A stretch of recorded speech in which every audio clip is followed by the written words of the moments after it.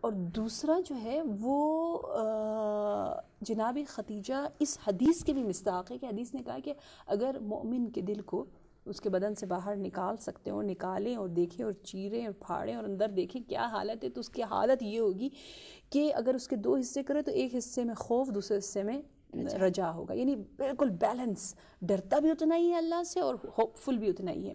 حضرت خدیجہ ڈر رہی ہیں، موت کا وقت قریب ہے، اور کیا کہہ رہی ہیں کہ مجھے خوف آتا ہے، مجھے خوف آتا ہے، خائفہ ہیں، خوف کا درس دے رہی ہیں، مجھے خوف آتا ہے شب اول قبر سے، مجھے خوف آتا ہے قبر سے، مجھے خوف آتا ہے لقاء الہی سے۔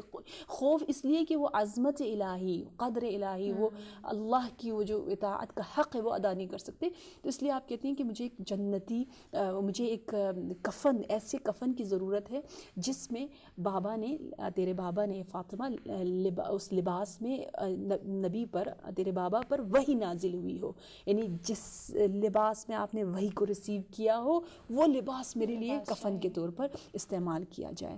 یعنی یہ کون سی خدیجہ ہیں؟ یہ وہی خدیجہ ہیں جن کو کئی بار جنت کی بشارت دے چکے ہیں، بار بار بتایا گیا ہے۔ اور روایت میں یہ ملتا ہے کہ ایک مرتبہ خدیجہ کی رحلت کے بعد جناب فاطمہ الزہرا روتی ہوئی نظر آتی ہیں، بہت گریہ کرتی ہیں کہ میری ماما کہاں گئیں اور کہاں ہیں، کیونکہ 4-5 سال کی بچی ہیں، تو اس وقت جناب فاطمہ کو تسلی دینے کے لیے بھی یہ روایت نازل ہوئی اور بتایا گیا کہ فاطمہ سے کہو گریہ نہ کرے، کیونکہ تمہاری ماں جنت میں ایسے محل میں ہیں جس میں کوئی تھکاوٹ نہیں، جس میں کوئی رنج نہیں، کوئی غم نہیں، وہی جو ہم نے مرتبہ پہلے بھی، ہاں ڈائمنڈ کا جو، تو جناب خدیجہ کو پتہ ہے جنت، وہ صاحب جنت ہے۔ وہ دیکھیں یہ سیرت ابراہیمی ہے، حضرت ابراہیم نبی، علی صاحب جنت ہے، اس کے باوجود اتنا خوف۔ ہمیں اگر کہا جائے کہ جی آپ جنتی ہو، یہ جنت کے ٹکٹ لے لیں، مر جائیں گے، اور ہم کوئی عبادت اتنی کریں گی بھی نہیں، لیکن عجیب بات یہی ہے نا کہ علی اور نبی کو دیکھیں کہ صاحب جنت ہونے کے باوجود کس طرح سے گریہ کرتے، کس طرح سے سجدے کرتے ہیں، کس طرح سے خوف کا عالم ہے۔ تو یہ ہے آزادانہ عبادت کرنا، یعنی جنت کی لالچ میں نہیں بلکہ اللہ کو واقعی قابل، لائق عبادت سمجھ کر۔ یہ بات سنتے بہت ہے لیکن واقعی میں نے خدیجہ کی زندگی میں جب دیکھا نا، وہ دل کو جیسے ٹچ کر جاتا ہے نا، اور بندہ چونک اٹھتا ہے کہ واو، اس سے کہتے ہیں عبادت جو خدیجہ کر رہی ہے۔ اب جب خدیجہ نے یہاں سے یہ ریکویسٹ کی اور وہاں خدیجہ کے رحلت کا وقت قریب آیا اور جب دنیا سے آبدار چلی گئی، تو روایت نے یہ بتایا ہے کہ جناب نبی اکرم صلی اللہ علیہ وآلہ وسلم نے جب آپ کو غسل دینا چاہا اور آپ غسل دے رہے تھے، تو اس وقت آپ نے اپنی بیٹی فاطمہ سے کہا کہ مجھے وہ ردا لا کے دو، جو ردا آپ نے اپنی بیٹی فاطمہ کو دیا تھا جس میں آپ پر وحی نازل ہوئی تھی۔ جی ہاں، جی ہاں، تو یہ روایت اس طرح سے چادر دی تھی، وہ اپنی عبا ٹائپ کی کوئی چیز دی تھی۔ تو یوں ہے کہ اس وقت جب نبی غسل دے رہے تھے اور کفن پہنانا چاہتے ہیں اور وہی ردا مانگتے ہیں جس پر وحی نازل ہوئی ہے، جبرائیل نازل ہوتے ہیں۔ دیکھیں یہ اور حسین منظر ہے، ٹھیک ہے، اس لیے میں اس عربی کو پڑھنا چاہوں گی آپ کے سامنے۔ جی جی، یہ ردا کفن کے علاوہ تھی؟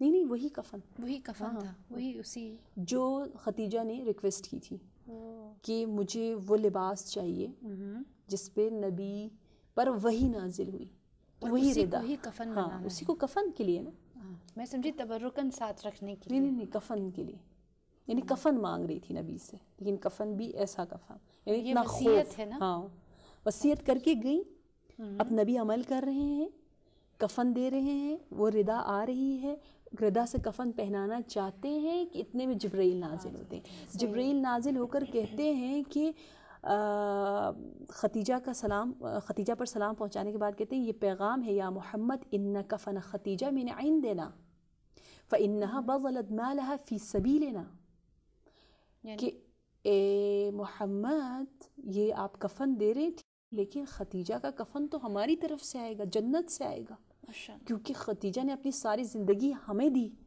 صحیح ہے۔ فجاء جبرائیل بکفن، تو جبرائیل ایک کفن لے کر آئے، وقال یا رسول اللہ هذا کفن خدیجہ وهو من اکفان الجنہ، یہ جنت کے کفنوں میں سے ہے، احد اللہ الیہا فکفنها رسول اللہ برداء الشریف اولا، پہلے رسول خدا نے اپنے رداء شریف سے کفن دیا، وبما جاء به جبرائیل ثانیا، اور دوسرا کفن اس چیز سے دیا جو جبرائیل لے کر آئے، یعنی کفن بہشتی سے. فَكَانَ لَهَا كَفَنَانِ كَفَنٌ مِّنَ اللَّهِ وَكَفَنٌ مِّنَ الرَّسُولِ. اللہ اور اللہ کے رسول دونوں کی جانب سے خدیجہ کو کفن دیا گیا، یعنی دو کفن دیے گئے. تو ایک طرح سے ہم کہہ سکتے ہیں ہاں کہ خدیجہ 2 کفن والی، خدیجہ جنتی کفن والی ہستی ہیں. تو جناب خدیجہ نے مثلا اب یہ تو نہیں ہے کہ اختلاف ہے، نہیں اختلاف نہیں، یقینی بات. پر دونوں کفن ایٹ اے ٹائم. بہت خوبصورت، بہت اچھا. جی اس کے بعد میں آپ سے پوچھنا چاہوں گی جیسے رحلت خدیجہ کے بعد، کیونکہ جو جناب خدیجہ کی زندگی تھی وہ پوری کی پوری وقف تھی رسول خدا کے لیے، اور رسول خدا نے ایک لمحہ یا ایک مشکل یا جو لمحہ بھی ان کے پاس آیا اس میں سب سے پہلے جس کے پاس سکون حاصل کرنے کے لیے گئے، جیسے آپ نے ایک روایت بھی ابھی کہی تھی کہ ان سے سکون حاصل کرتے تھے، تو یقیناً رسول کی زندگی سے جب جناب خدیجہ نکل گئیں تو وہ بہت تنہا ہو گئے ہوں گے. اور رسول کی زندگی خدیجہ کے بعد کیسے؟ جی اس سے پہلے کہ میں خدیجہ کے بعد کا ذکر کروں، وہ تاریخ وفات کے کب تھی تاریخ کے بارے میں ہاں مشہور نقل یہی ہے کہ بعثت کے 10ویں سال 10 رمضان المبارک، یعنی رمضان کی وہ الہی مہینہ، وہ قرآنی مہینہ. اور قرآن میں جیسے آپ پہلی آیت کو یاد کرتے اقرأ، تو وہ آپ کو خدیجہ یاد آتی ہے، غار حرا یاد آتا ہے، خدیجہ یاد آتی ہے، اور وہی رمضان کا مہینہ ہے. اور خدیجہ اسی مبارک مہینے میں دنیا سے چلی جاتی ہیں. اور خدیجہ کی جانے سے جیسا آپ نے پوچھا کہ نبی اتنے تنہا ہو جاتے ہیں کہ علامہ مجلسی نے لکھا ہے فَلَزِمَ بَيْتَهُ وَأَقَلَّ الْخُرُوجِ، گویا نبی خانہ نشین بن گئے، بہت کم باہر نکلتے تھے، بہت کم باہر نکلتے تھے، کیونکہ وہ سال عام الحزن اس کو رکھا ہے نبی نے، دکھوں کا سال، دکھوں والا سال، غم والا سال، کیونکہ اس سال ابو طالب بھی گئے اس دنیا سے اور جناب خدیجہ بھی گئی. تو جناب خدیجہ کی حیات جو ہے وہ اسلام کی حیات تھی نا، یعنی ان کی زندگی سے اسلام کو زندگی مل رہی تھی. ان کے جانے سے اسلام کا ایک ستون ویران ہو رہا ہے، معمولی نہیں ہے، ایک ستون. کیونکہ ایک مصنف نے کہا ہے نا، ایک سنی اسکالر نے کہا ہے کہ خدیجہ کی شرف اور عزت کے لیے کفا بشرفن، ان کی شرف اور عزت کے لیے یہی کافی ہے کہ اگر ان کا مال نہ ہوتا تو اسلام اتنی تیزی سے، اتنی طاقت سے اور اتنی شجاعت سے ہاں اس طرح سے نہ ابھرتا. تو خدیجہ اور نبی کی زندگی، مشترک زندگی پتہ ہے کتنے سال کی تھی؟ کتنے سال کی؟ 25 سال. 25 سال تقریباً ساتھ رہنے کے بعد اب آپ سوچیں کہ جدائی کس قدر سخت ہوگی. یہ جدائی بہت ہی سخت، اور بعض نے کہا ہے وہی خدیجہ اور ابو طالب میں 20 یا 35 دن کا فاصلہ تھا. جی بہت. اب آپ کے قبر کے متعلق ہے کہ آپ کا قبر جو ہے وہ قبرستان حجون، جو قبرستان معلیٰ کہلاتا ہے مکہ میں، وہاں پر دفن ہے.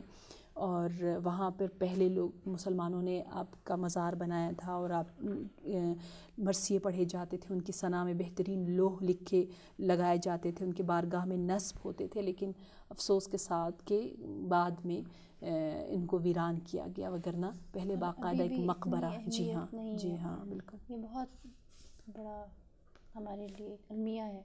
صحیح. جی. اور اس کے بعد رجعت جناب خدیجہ. جی یہاں پر جی اب جناب خدیجہ معمولی ہستی نہیں ہے. ہم نے رجعت کا جو ایک بحث ہے وہ یوں ہے کہ جو بہت نیک ہستیاں ہوں گی وہ جب امام عصر والزمان اجل اللہ تعالیٰ فرجہ الشریف ان کا ظہور ہوگا، تو ان کے ظہور کے بعد جو بہت نیک ہوں گے اور جو بہت بد کردار ہوں گے، ایک روایات یوں بتاتی ہے کہ ان کو دوبارہ سے زندگی کرنے کا چانس اس دنیا میں ہی خدا دے دے گا. اسے کہتے ہیں رجعت. اب کچھ لوگ آئیں گے، دوبارہ رجوع کریں گے، دوبارہ زندگی بسر کریں گے. اس میں بتایا گیا کہ حضرت خدیجہ بھی کریں گے، کیونکہ حضرت خدیجہ معمولی تو نہیں ہے نا، خاص الخواص میں سے پنجتن کے ہمیشہ ہمراہ رہی ہیں. اور میں آپ کو کہنا چاہوں گی کہ وہی لوگ کہتے ہیں نا کون پہلے ایمان لایا، خدیجہ یا علی یا ختیجہ، تو میں کہوں گی علی کو ختیجہ سے مقایسہ نہ کریں، کیونکہ مؤمنین خاص رجعت کریں گے. تو اس لیے پوائنٹ میں جلدی سے بتانا چاہوں کہ علی تو علی ہے، علی کو تو ہم کہیں گے کہ گویا مثلا خود نفس سے رسول ہے، جان رسول ہے، صحیح ہے، یا مثلا ایک تعبیر ہے محمد کبیر اور محمد صغیر. صحیح ہے نا. کبھی کوئی نہیں کہے گا کہ میں اپنے اوپر ایمان لایا, تو وہ تو جان رسول ہے, اس سے آپ مقایسہ نہ کریں خدیجہ کو. خدیجہ خدیجہ ہے, علی علی ہے, علی معصوم ہے. علی تو کہہ رہے میں اس وقت سے ریح نبوت کو سونگ رہا ہوں, بعثت سے کئی سال پہلے مجھے میں ان سب تمام چیزوں کو احساس کر رہا ہوں. تو خدیجہ واحد ہستی رہ جاتی ہیں. علی